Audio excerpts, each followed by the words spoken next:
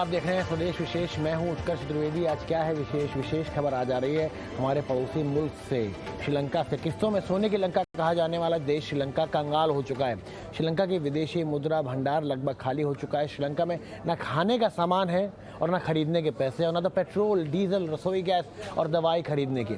सोने की लंका इस तरह से कंगाल होगी, श्रीलंका के नागरिकों ने भी सपनों में ऐसा अनुमान नहीं लगाया होगा। मगर कुछ हालात और कुछ गलत फैसलों ने श्रीलंका की खुशियों को दहन कर दिया। कर्ज के बोझ में श्रीलंका अब ऐसा दब गया है कि यहाँ से निकलने के लिए फिलहाल उसे कोई रास्ता नजर ही नहीं आ रहा है। आखिर क्या होगा आगे, इन तमाम मुद्दों पर होगी चर्चा। लेकिन आज भारत के पड़ोसी इस देश का हाल इतना बुरा है, इतना बुरा कैसे हुआ, ये सब देखते हैं इस रिपोर्ट में।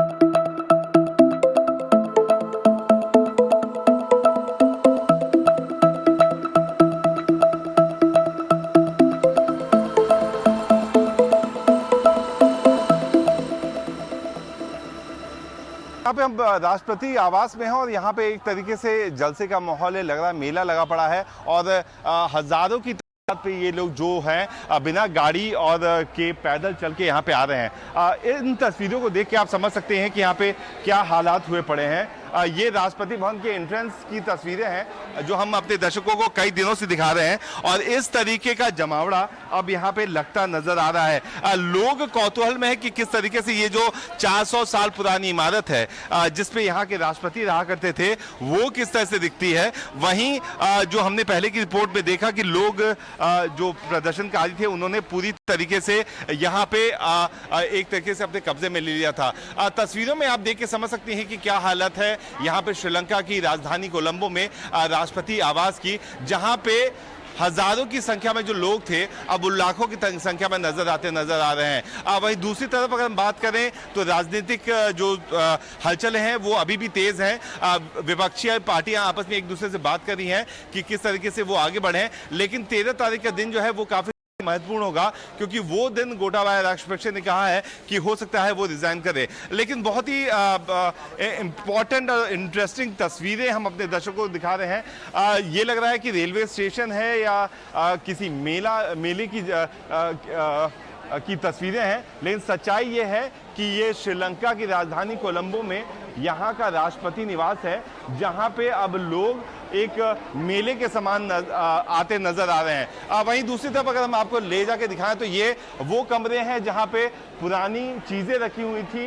ये राष्ट्रपति का बैठक था जहाँ पे कोई अगर अतिथि आता था तो उसे बैठने के लिए और वेटिंग लाउंज हम जिसे कहते हैं वो था, उस पे भी इसी तरीके की भीड़ें हैं। वहीं दूसरी तरफ अगर हम आगे जाएं तो ये वो मेन स्टेयर केस है जहाँ पे एक स्टैम्पेड टाइप की स्थिति भी आती नजर आ रही है क्योंकि लोग जो हैं काफी ज्यादा संख्या में आ चुके हैं। वॉलंटियर्स उनको रोकने की कोशिश कर रहे हैं। लेकिन श्रीलंका की राजधानी कोलंबो में राष्ट्रपति आवास की ये तस्वीरें मुझे क्या आप भी टीवी स्क्रीन पे देख रही हैं, आपको भी चौंका रही होंगी।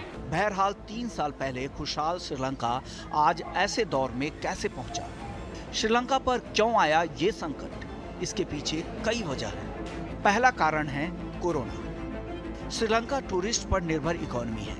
कोरोना महामारी के चलते देश में टूरिस्ट का आना जाना 2 सालों तक बंद हो गए, जिससे अर्थव्यवस्था पर संकट के बादल छा गए। 2018 में श्रीलंका में 23 लाख पर्यटक आए थे और 2021 में सिर्फ 1,94,000 ही पर्यटक आए। इतना ही नहीं, जब आय के साधन कम थे तब गोटाबाया राजपक्षे सरकार ने टैक्स में कटौती कर दी, जिससे सरकार के लिए आय का साधन घट गया। दूसरी वजह बढ़ते ईंधन के दाम।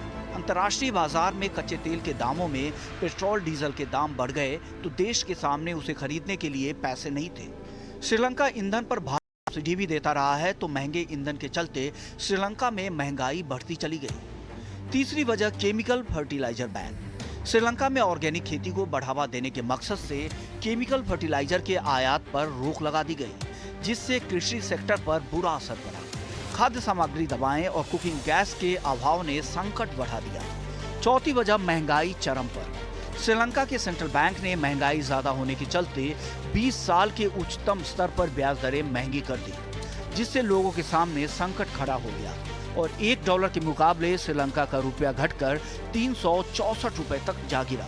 पांचवी वजह, विदेशी कर्ज का जाल। श्रीलंका को इस साल $7 अरब का कर्ज चुकता करना था और 2026 तक उसे $25 अरब चुकता करना है। श्रीलंका पर करीब $51 बिलियन का कर्ज बकाया है।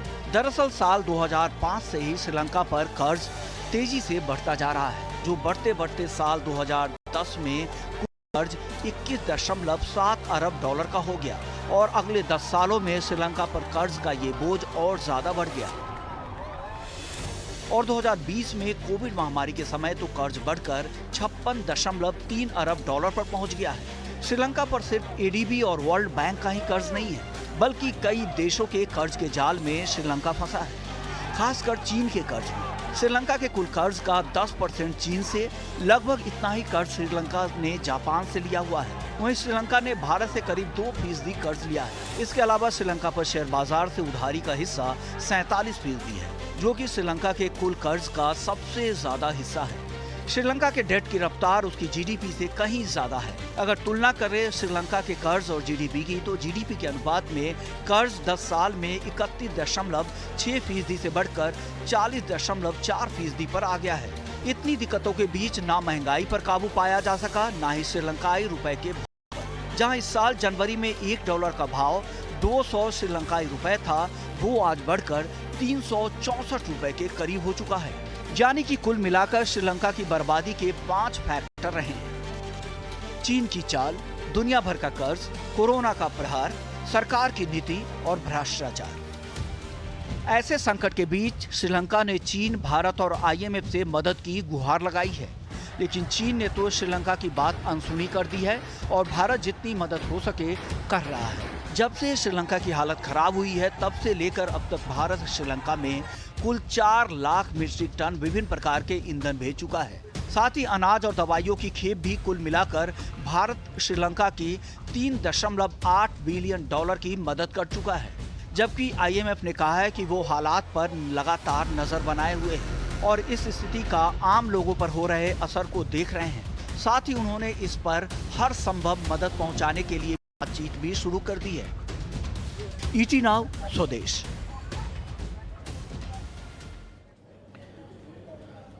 चलिए, इन तस्वीरों को आपने देख लिया, हमारे पैकेज को आपने सुन लिया, लेकिन इसके बारे में और थोड़ी चर्चा करेंगे और हर पहलू पर चर्चा करने की कोशिश करेंगे, समझने की कोशिश करेंगे हिंदुस्तान की स्थिति यहाँ कैसी बनेगी, श्रीलंका में हालात कैसे बेहतर हो सकते हैं। और सबसे इम्पोर्टेंट चीज़ है, श्रीलंका में अब इंचार्ज है कौन, क्योंकि जनता तो इंचार्ज नहीं हो सकती, कौन चार्ज लेके बैठा है। इस पर चर्चा के लिए हमारे साथ मरूफ रजा, जो कि consultant and strategic affair expert हैं, अमित रंजन, जो कि रिसर्च फेलो हैं, और अमिताभ तिवारी, जो कि पॉलिटिकल स्ट्रैटेजिस्ट हैं। तीनों जुड़ गए। मरूफ सर, सबसे पहले आपके पास आता हूँ।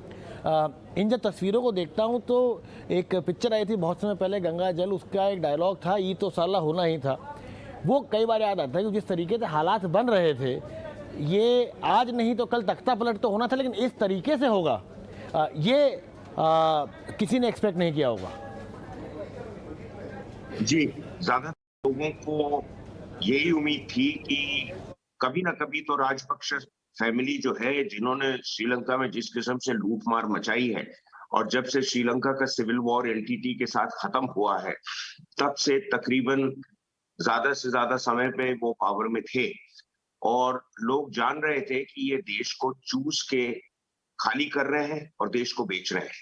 लेकिन दुख की बात यह है कि डेमोक्रेटिक प्रोसेस का जो डंका बजाते हैं, उनके पास इस सवाल का कोई जवाब नहीं है कि जो डेमोक्रेटिकली ही इलेक्टेड प्रेसिडेंट, प्राइम मिनिस्टर और जो भी श्रीलंका की सरकार में होते हैं, अगर वो भी चोरी चमारी करें जिस किस्म से ये हुआ है श्रीलंका में, तो क्या जनता के पास कोई और साधन है इसके बजाय कि राष्ट्रपति के घर में, राष्ट्रपति के दफ्तर में, बाकी सरकार के ऑफिसेस में, प्रधानमंत्री के घर में इस किस्म से लूटमार मचाए? इन्होंने तो श्रीलंका की हजारों सालों का इतिहास और पिछले 70 साल का जो इंडिपेंडेंट इतिहास है उसको जमीन में मिला दिया है। इनको आसानी से छूटने नहीं देना चाहिए, प्रेसिडेंशियल पार्डन हो या नहीं हो। इनको एक किस्म से इनका नमूना बनाना चाहिए जिससे कि श्रीलंका के लोगों को ये याद रहे कि इस किस्म से चोर मार अगर आप करें तो आपका हशर वही होगा जो एक क्रिमिनल का होता है, सूली पे चढ़ाया है। पहली बात तो मैं ये कह रहा हूँ। के पास दूसरा अमित सर मेरा ये आपके पास कहना आना है- चाहूँगा, मारू सर आपके पास आऊँगा मैं। अमित रंजन आपके पास आता हूँ मैं। एक सवाल जो बहुत ज़रूरी है, जैसे मरू सर ने कहा कि हम आगे आने वाले समय में किस तरीके से एक्शन ले राजपक्षे सरकार पे या राजपक्षे खुद पे, पूरे परिवार पे, लेकिन इस समय श्रीलंका में इंचार्ज है कौन, सरकार चला कौन रहा है? राष्ट्रपति का जो घर था वो तो अब टूरिस्ट स्पॉट बन चुका है, तो इस समय सरकार कौन चला रहा है श्रीलंका में? देखिए, पहले मैं एक दो बात बोलूँगा। जैसे कि आपने इंट्रोडक्शन में आपके जो रिपोर्टर थे उन्होंने कहा, एक जो रीज़न दिया वो है टूरिज्म का, कि टूरिज्म खराब हो गया।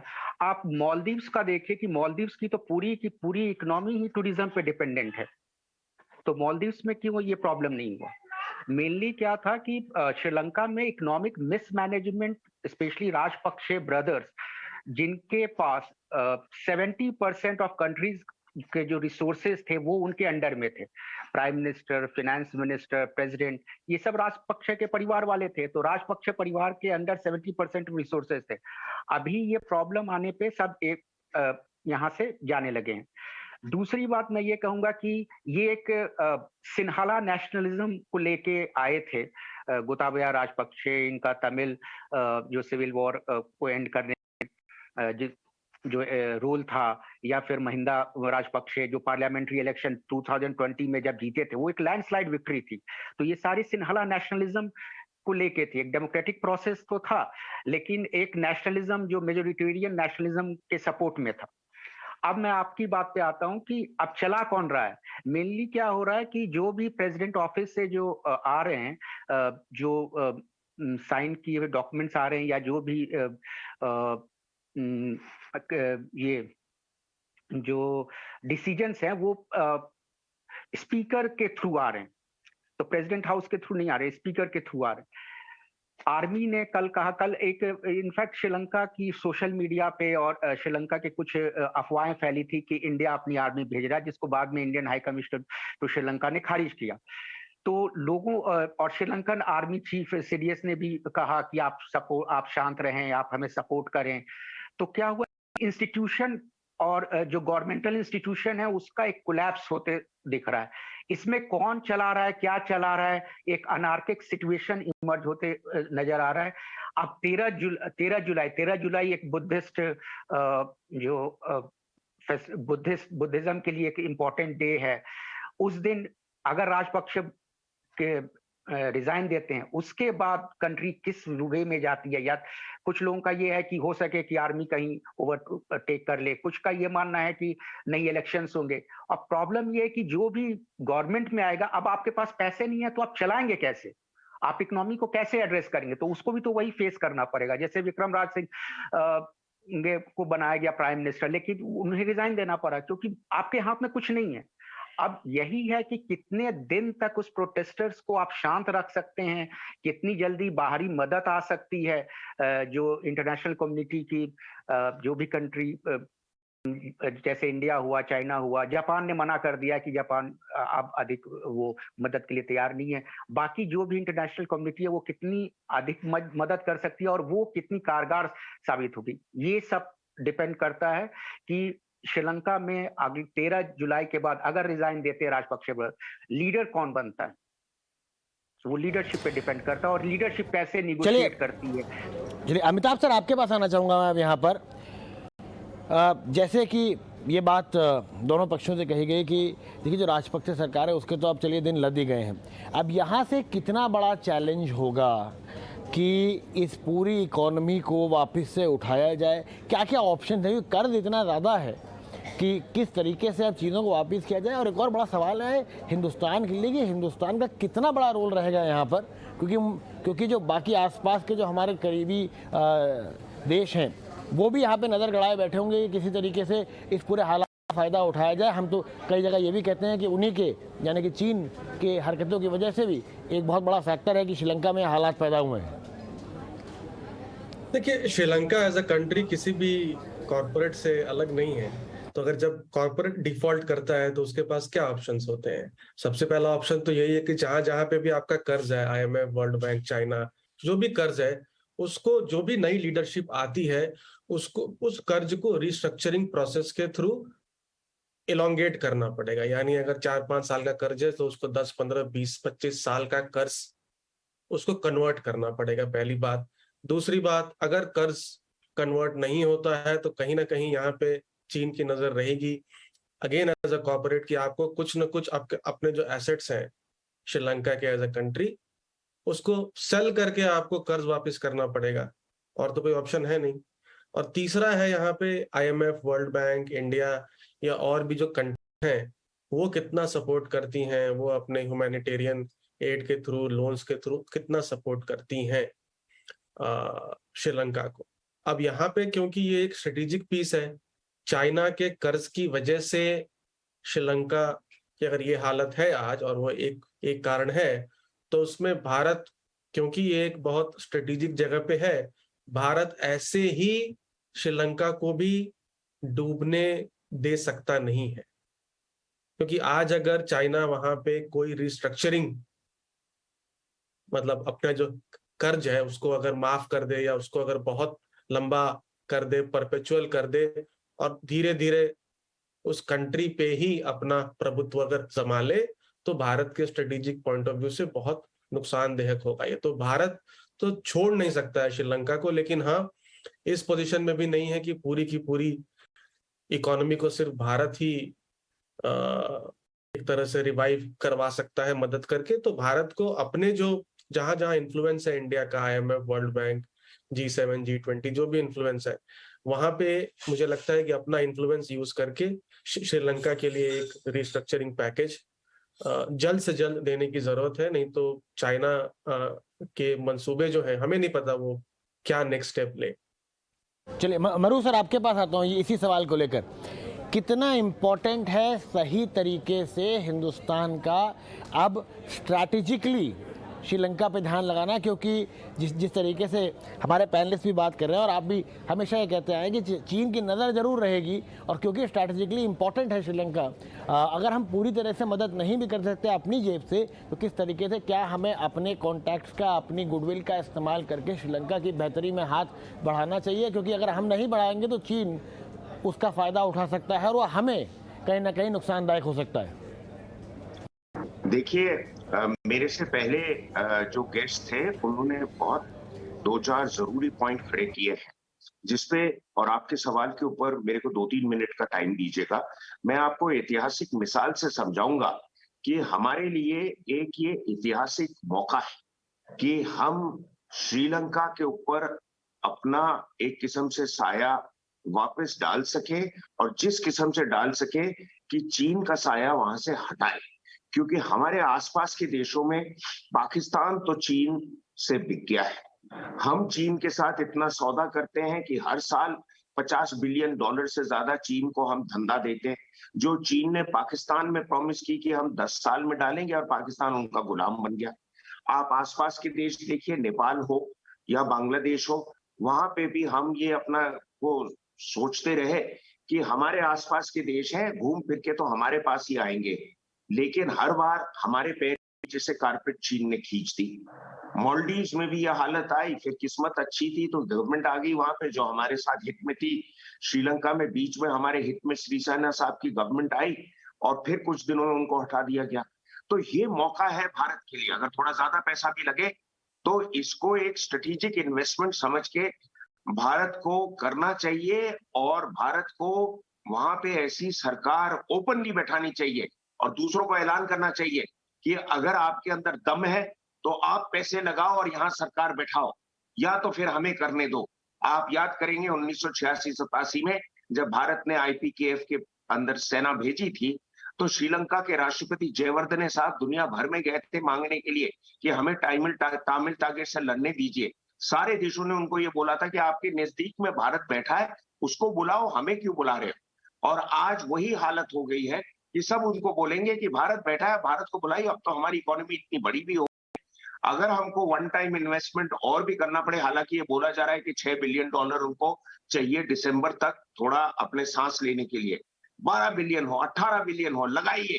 आप इधर उधर नहीं लगा के यहां लगाइए और आप देखिए चाइना की दुम कैसे पीछे से हट जाएगी और चाइना को पता नहीं चलेगा क्या झटका लगा है।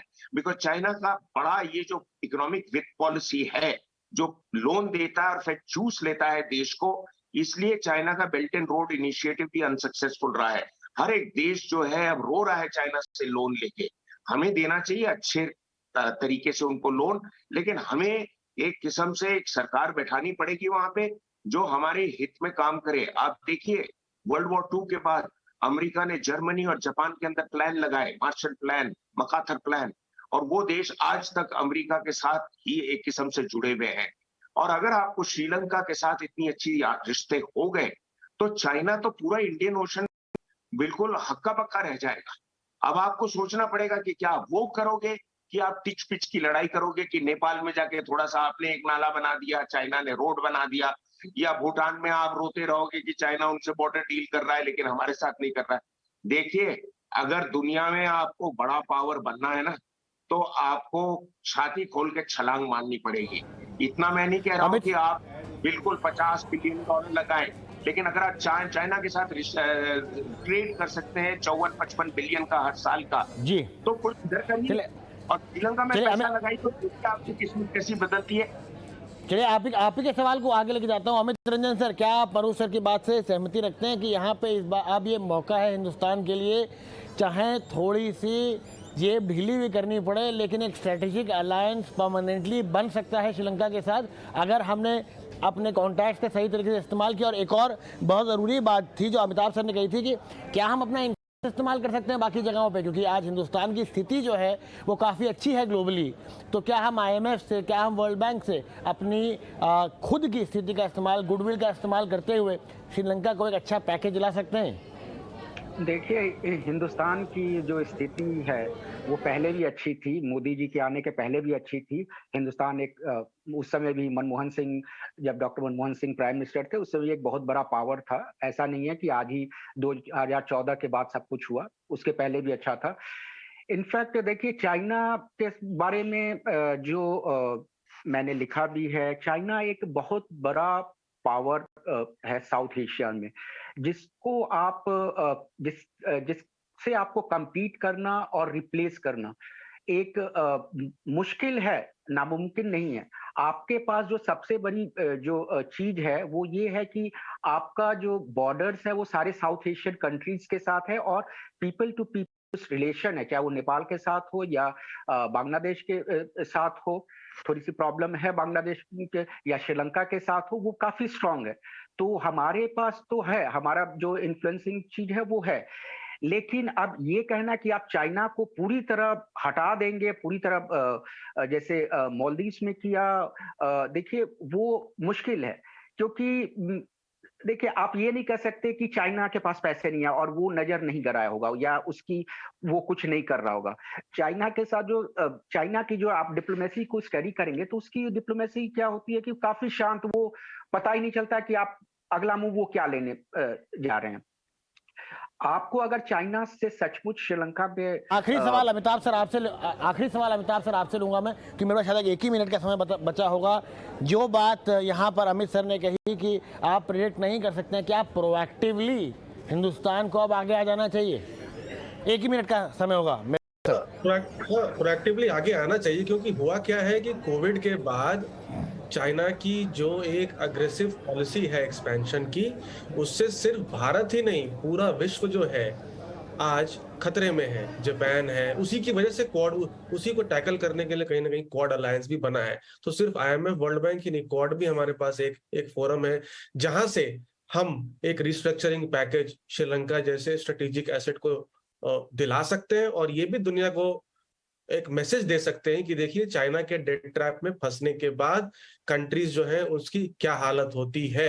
ये एक मैसेज बहुत बड़ा है। और दूसरा मैसेज है कि सारे लोग जो एंटी चाइना है आज के डेट में या उसकी अग्रेशन से परेशान है, मिल करके श्रीलंका को एक सहायता देकर के एक केस स्टडी बनाए, ताकि चाइना को एक झटका लगे एक इंटरनेशनल फोरम पे, और वो कहीं ना कहीं जो अपनी अग्रेशन है उसको मॉडरेट करने में हम सफल हों। चलिए, बहुत बहुत शुक्रिया आप सबका, Amit sir, Amitabh sir, Maroof sir, हमारे साथ जुड़ने के लिए और हमें इस मुद्दे पे और जानकारी देने के लिए। इसके साथ स्वदेश विशेष में अभी के लिए समय खत्म हो चुका है, लेकिन आप देखते रहिए ET Now स्वदेश, क्योंकि यहाँ पर खबरों का सिलसिला हमेशा जारी रहेगा और आपको अपना और अपनों का ख्याल रखना है, ये मत भूलिएगा।